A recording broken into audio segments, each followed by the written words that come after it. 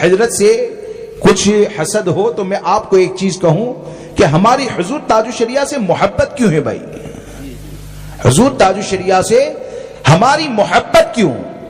اور حضور تاج الشریعہ کا نام سن کر یہ جو سبحان اللہ کی صدا آتی ہے نا، تو کیا تم بھول گئے کہ سبحان اللہ یہ تاج الشریعہ کا ذکر نہیں ہے، اللہ کا ذکر ہے؟ ہاں، غوث اعظم کا نام سن کر سبحان اللہ کی صدا آتی ہے نا، تو یہ غوث اعظم کا ذکر نہیں ہے بلکہ اللہ کا ذکر ہے۔ یعنی جب آدمی کے اوپر بدبختی سوار ہوتی ہے نا تو وہ کچھ بھی بولتا ہے۔ اب آپ دیکھیے کہ تاج الشریعہ سے ہماری محبت کی وجہ کیا ہے؟ تاج الشریعہ سے ہماری محبت کی وجہ کیا ہے؟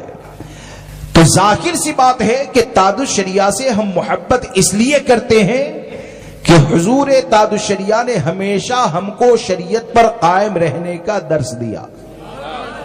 تاج الشریعہ سے ہماری محبت اس لیے ہے کہ تاج الشریعہ نے اپنی زبان سے ہمارے عقیدے کی حفاظت فرمائی۔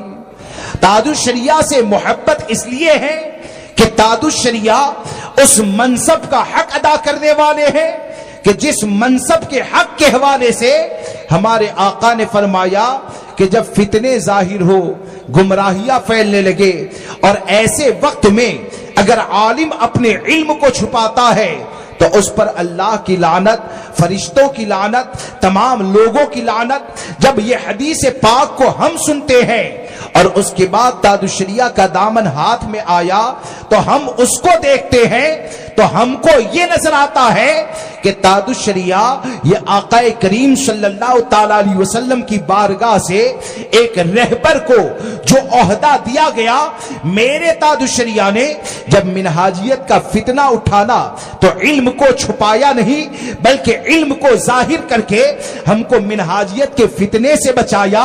اس لیے تاج الشریعہ سن کر سبحان اللہ کی صدائے بلند ہوتی ہے۔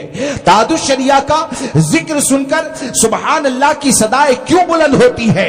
آج کہا جاتا ہے کہ کیوں ایسا ہوتا ہے، تو بات یہ ہے کہ جب تصویر کو جائز کہا جانے لگا ویڈیو کے نام پر، باقی چیزوں کے نام پر، تو ایسے وقت میں میرے تاج الشریعہ نے امام الانبیاء کی حدیث کو سنا کر ہم کو تصویر سے بچایا ہے۔ تو حضور کا پیغام ہم تک جب پہنچایا اور ایسے فتنے سے بچایا تو اس لیے ہم تاج الشریعہ سے محبت کرتے ہیں، اور تاج الشریعہ کا نام سن کر سبحان اللہ کی صدائے بلند ہوتی ہے۔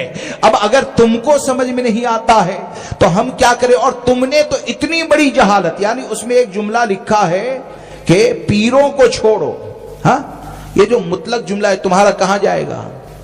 کیا غوث اعظم نے اپنے پیر کو چھوڑا؟ کیا سرکار غریب نواز رضی اللہ تبارک و تعالیٰ نے اپنے پیر کو چھوڑا؟ کیا امام اہل سنت سرکار سیدی اعلیٰ حضرت نے اپنے پیر کو چھوڑا؟ کیا مفتی اعظمین نے اپنے پیر کو چھوڑا؟ اور ان کا ذکر کرنے سے کچھ نہیں ملے گا، ان کا ذکر کرنے سے کچھ نہیں ملے گا۔ تو امام اہل سنت کو پڑھ کر تم نے سمجھا کیا؟ اے رضا یہ احمد نوری کا فیض نور ہے۔ اے رضا یہ احمد نوری کا فیض نور ہے، تم نے سمجھا کیا؟ مفتی اعظم کو بولے کہ مانتے ہیں تو تم نے سمجھا کیا؟ فقط نسبت کا جیسے بھی ہوں حقیقی نوری ہو جاؤں، جو مجھ کو دیکھے کہہ اٹھے میاں نوری میاں تم ہو۔ تو ان لوگوں نے ہم کو کیا بتایا؟ ان لوگوں نے ہم کو یہ بتایا کہ یہ جو بھی پیران عظام سے محبت کرنے والے ہیں، تو پیران عظام یہ دنیا میں مال کو جمع کرنے کا ذریعہ نہیں ہوتے ہیں، محل کو بنانے کا ذریعہ نہیں ہوتے ہیں، بلکہ پیران عظام یہ اللہ رسول عز و جل و صلی اللہ تعالی علیہ وسلم کی بارگاہ سے قربت کا ذریعہ ہوتے ہیں۔ اور میرے تاج الشریعہ یہ رب کی بارگاہ کا قربت کا کیسا ذریعہ ہے؟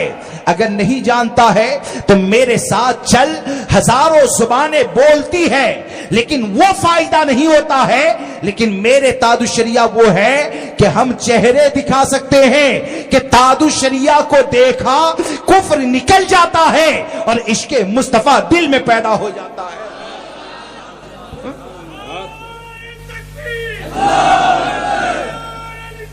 یا رسول اللہ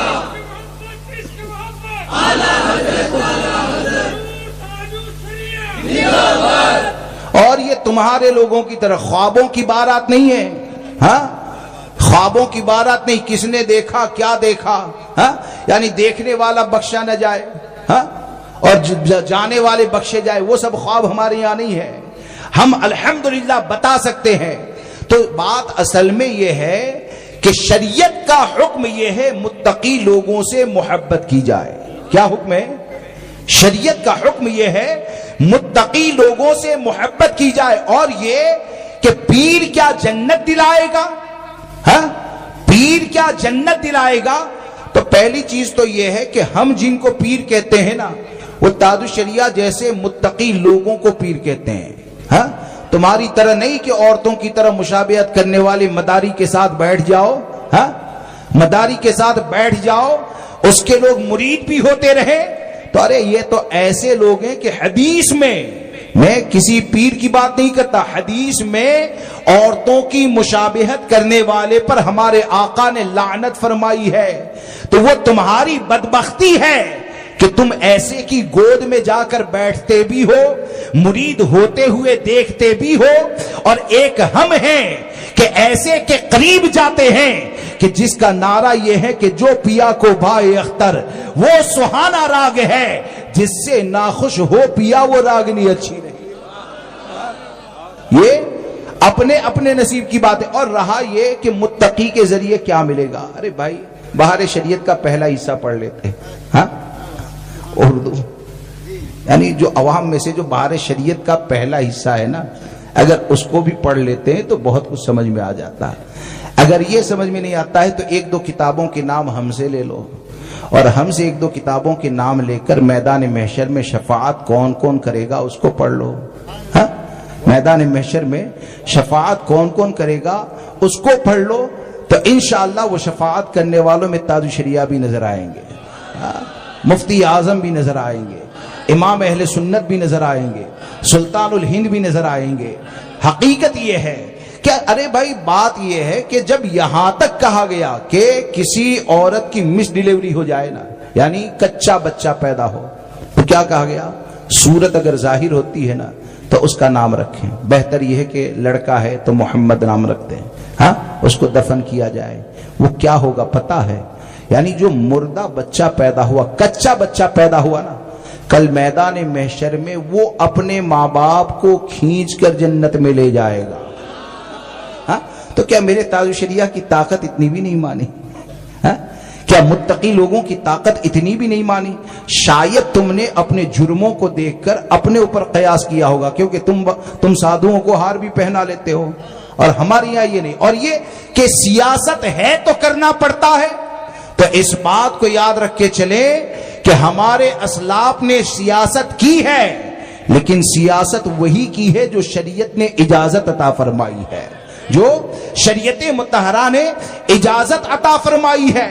اب تم اپنے جرموں کو دیکھو تو اپنے جرموں پر متقی کو کیوں قیاس کرتے ہو؟ کیونکہ یہ ہار پہنانے والے یا ایسی حرکتیں کرنے والے وہ تو ایسے ہوتے ہیں جو میدان محشر میں ایک دوسرے کے دشمن ہو جاتے ہیں. لیکن میرے تاج الشریعہ اپنے وقت کے اس متقی کو کہا جاتا ہے کہ جو تقوی کی اس بلندی پر فائز ہے کہ تاج الشریعہ ایک طرف کھڑے ہوں گے اور انشاءاللہ ہم جیسے گنہگاروں کو کھینچ کر جنت میں لے جائیں گے. کیوں کہ ہم نے تاج الشریعہ سے محبت کی ہے رب کی رضا کے لیے, تاج الشریعہ سے محبت کی ہے دین کے لیے, تاج الشریعہ سے محبت کی ہے شریعت کے لیے.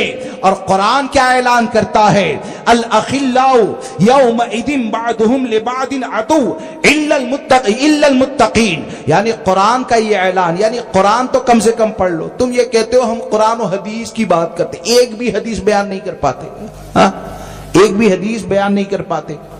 یہ آیت پڑھ لو, اس آیت کی تفسیر پڑھ لو, اور کون سے گڑھے کی طرف جا رہے ہو اللہ توفیق دے تو سچے دل سے توبہ کر لو کہ یہ جو قرآن میں فرمایا الاخلاء یومئذ بعضهم لبعض عدو, یعنی دوست ان قریب آپس میں دشمن ہو جائیں گے. الا المتقین, مگر پرہیزگار. کیا مطلب مگر پرہیزگار؟ کیا مطلب؟ مفہوم خلاصہ یہ ہے کہ جن کی محبتیں گناہوں کی بنیاد پر ہوتی ہے نا، جن کی محبتیں گناہوں کی بنیاد پر ہوتی ہے، وہ میدان محشر میں آپس میں دشمن ہو جائیں گے. اور ہم نے تاج الشریعہ سے محبت کی ہے ان کے تقوی کی بنیاد پر، ہم نے حضور تاج الشریعہ سے محبت کی ہے ان کے دین کی بنیاد پر، ہم نے اپنے بزرگوں سے غریب نواز سے محبت کی ہے ان کے تقوی کی بنیاد پر. تو الحمدللہ ہمارے سب بزرگ ایسے ہیں جو ہم کمزوروں کا ایسا سہارا ہے کہ ان کا صدقہ یہاں بھی کھاتے ہیں اور ان کے صدقے میں میدان محشر میں نجات بھی مل جائے گی. میری بات سمجھ میں آ رہی ہے؟ تو ایسے لوگوں سے بچیں. بلکہ یہ تو ایسے جملے کہنے لگے ہیں جیسے کہ کوئی بد مذہب نہ بولتا ہو. آج تک یہ زبانیں دیوبندیوں کی ہوا کرتی تھی، اور یہ کہ اس سے کیا ملے گا، ہاں اس سے کیا ملے گا.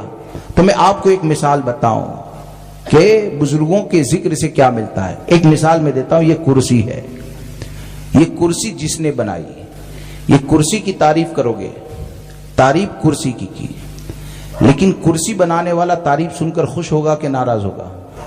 ہاں خوش ہوگا نا. جب کرسی والا خوش ہوگا تو حقیقت یہ ہے کہ غوث اعظم کو غوث اعظم کس نے بنایا؟ اللہ نے بنایا. غریب نواز کو عطا رسول کس نے بنایا؟ اللہ نے بنایا. امام اہل سنت کو مجدد کس نے بنایا؟ اللہ نے بنایا. تاج الشریعہ کو اپنے زمانے کی متقیوں کا سردار کس نے بنایا؟ اللہ نے بنایا. جب اللہ نے ان سب کو بنایا تو ان کی جو بھی تعریف کرے گا تو حقیقت یہ ہے کہ یہ بنانے والے کی رضا کا ذریعہ ہے. اور ان کے اوپر عیب لگانا، یعنی یہ کرسی جو ہے نا، یہ کرسی جو ہے نا، تو اس کرسی میں اگر عیب کو لگایا جائے تو آپ مجھے بتائیں بنانے والا راضی ہوگا کہ ناراض ہوگا؟ ناراض ہوگا نا.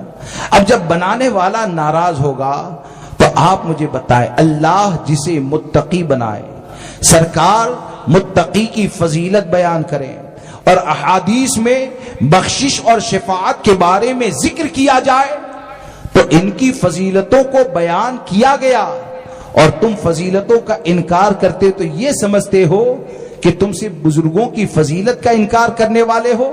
ارے تم ایسے ہو، جاہل ہو کہ جو شریعت کے احکام کا انکار کرتے ہو، شریعت کے احکام کا انکار کرتے ہو. کیونکہ تقوی والے کی جو فضیلت ہے، اور تقوی والے کے ذریعے کیا علماء سے آپ نے نہیں سنا ہوگا؟ نہیں سنا ہے کہ میدان محشر میں اگر علماء کی خدمت کریں گے، پانی پلایا، وضو کروایا وغیرہ وغیرہ، یعنی علماء کی اگر مدد کی ہوگی نا تو وہ جنت میں جا رہے ہوں گے. تو وہ خدمت کرنے والا کہے گا حضرت ہم نے یہ کیا تھا. وہ رب کی بارگاہ میں عرض کریں گے یا الہ العالمین اس نے دنیا میں میری یہ مدد کی تھی. اللہ تبارک و تعالیٰ ان کے ذریعے اسے جنت میں داخل فرما دے گا. یہ سب کہاں پڑھتے ہیں؟ ہاں تو اس لیے دوستو ایسے لوگوں سے بچیں، ان کے اوپر بدبختی یہ سوار ہو چکی. ایسے لوگوں سے بچیے. اور یہ کہنا کہ ہم سیاست میں ہیں اس لیے ہم کو یہ کرنا پڑتا ہے وہ کرنا پڑتا ہے، تو بات یہ ہے دیا بھی جلانا معاذ اللہ رب العالمین. تو بات اصل میں یہ ہے کہ کیا تم نے یہ سمجھا کہ سیاست میں جانے والا شریعت پر عمل نہیں کر سکتا ہے؟ یا تم یہ سمجھتے ہو کہ شریعت نے تم کو وہ کام کرنے کا کہا جو تمہاری طاقت سے باہر ہے؟ ارے حقیقت یہ ہے کچھ پڑھ لکھ لیا کرو. طاقت سے باہر کام کا حکم دینا یہ ظلم ہوتا ہے. ہاں طاقت کے باہر کام کا حکم دینا یہ ظلم ہوتا ہے. اس لیے ایسے لوگوں سے بچے. اور ہم سنی ہے، ہم سنی ہے اس لیے سنی کی ہی بات کریں گے، غیر کا ذکر کرنے کی ہم کو عادت نہیں ہے. غیر کا تو یہ طریقہ تم نے سب کہاں سے سیکھا یار؟ اگر واقعی میں سنی ہے نا تو واقعی میں اگر سنی کا معاملہ ہے تو حال اور معاملہ یہ ہوتا ہے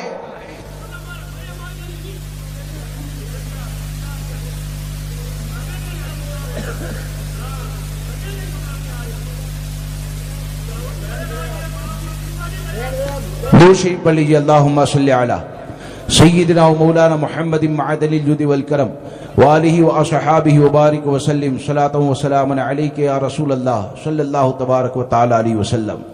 اس لیے دوستو اس بات کو یاد رکھ کر چلیں کہ ہمارا کام یہ ہے کہ شرعی دلائل کے ذریعے اپنی باتوں کو بیان کریں. اور شرعی دلائل کو بیان کر دیا گیا، اس کے بعد کون کیا کہتا ہے، کس کی طرف سے گالی دی جاتی ہے، اس کا جواب دینا یہ ہمارا ذمہ نہیں ہے. ہمارا ذمہ ایک ہی ہے کہ جو شریعت کا حکم ہے اس کو کھل کر بیان کر دیا جائے.